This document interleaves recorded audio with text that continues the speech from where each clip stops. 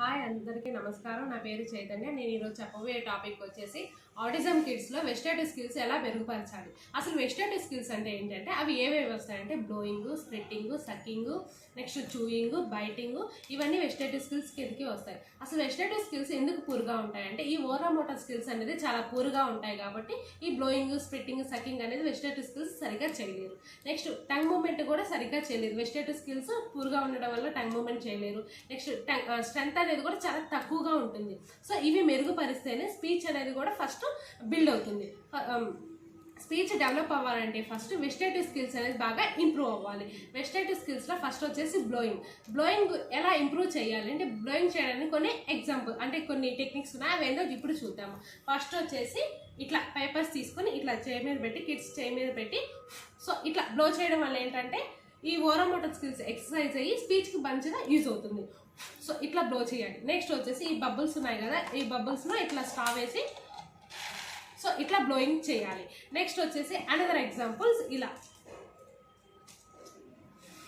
So ఇట్లా చేయడం వల్ల ఏంటంటే ఈ బెల్స్ కిడ్స్కి కొంచెం అట్రాక్టివ్ వేలో ఉంటుంది కాబట్టి సో ఇట్లా చేయడం వల్ల ఏంటంటే బాగా ఉత్సాహం పెరిగి వాళ్ళు కూడా తొందరగా బ్లోయింగ్ అనేది చేయడానికి అవకాశం ఉంటుంది. సో బ్లోయింగ్ చేయడం వల్ల ఏంటంటే స్పీచ్లో కొన్ని వర్డ్స్ రావడానికి కూడా పర్ఫెక్ట్గా ప్రొనౌన్సియేషన్ కూడా రావడానికి ఉపయోగపడుతుంది. ఆ వర్డ్స్ ఏంటంటే సా, షా, సా, హా. సో ఈ అక్షరాలు రావడం వల్ల ఏంటంటే స్పీచ్ అనేది బాగా ఇంప్రూవ్ అవుతుంది. నెక్స్ట్ వచ్చేసి స్ప్లిట్టింగ్ అంటే ఏంటంటే ఉమ్మడం.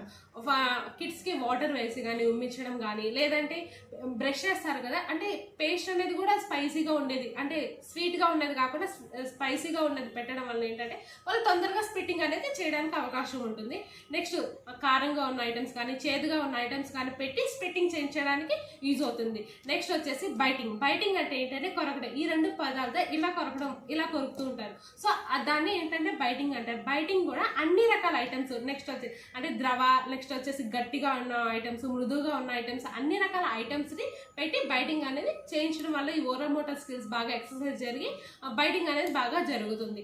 నెక్స్ట్ వచ్చేసి చూయింగ్ అంటే ఈ పక్క ఈ దవడలు కదలడం వల్ల ఏంటంటే కొన్ని అక్షరాలు కూడా రావడానికి స్పీచ్లో బాగా ఉపయోగపడుతుంది. అవి ఏంటంటే జా, చా, నెక్స్ట్ వచ్చి తా. సో ఇలాంటి అక్షరాలు రావడానికి బాగా ఉపయోగపడుతుంది. చూయింగ్ ఎలా ఇంప్రూవ్ చేస్తాము అంటే ఈ పక్క దవడని చూయింగ్ ట్యూబ్ అని ఉంటుంది. ఆ ట్యూబ్ పెట్టి ఇట్లా బైటింగ్ చేయడం వల్ల ఏంటంటే చూయింగ్ అనేది బాగా ఇంప్రూవ్ అవుతుంది. నెక్స్ట్ అన్ని రకాల ఇలాగ బైటింగ్ ఎలా అన్ని రకాలుగా ఇంప్రూవ్ చేస్తామో చూయింగ్ కూడా అన్ని రకాల ఫుడ్ ఐటమ్స్ కానీ స్వీట్ కానీ లేదంటే హాట్ కానీ లేదా గట్టిగా ఉన్న ఐటమ్స్ కానీ సో ఇలా పెట్టి ఇలా బైటింగ్ చేయించడం వల్ల ఏంటంటే చూయింగ్ అనేది బాగా ఇంప్రూవ్ అవుతుంది. సో ఈ వెజిటేటివ్ స్కిల్స్ బాగా ఇంప్రూవ్ అయితేనే స్పీచ్ అనేది బాగా డెవలప్ అవుతుంది, బాగా కూడా ఇంప్రూవ్ జరుగుతుంది. నెక్స్ట్ వచ్చేసి సకింగ్ ఏంటంటే పీల్చడం. ఇలా ఇది ఉంది కదా సార్, దీన్ని సకింగ్ అని అంటారు. సకింగ్ ఏంటంటే ఈ సకింగ్ చేయడం వల్ల ఏంటంటే ఈ దవళ్ళు ఇవన్నీ కూడా బాగా మజిల్స్ అనేది బాగా ఇంప్రూవ్ అవుతాయి.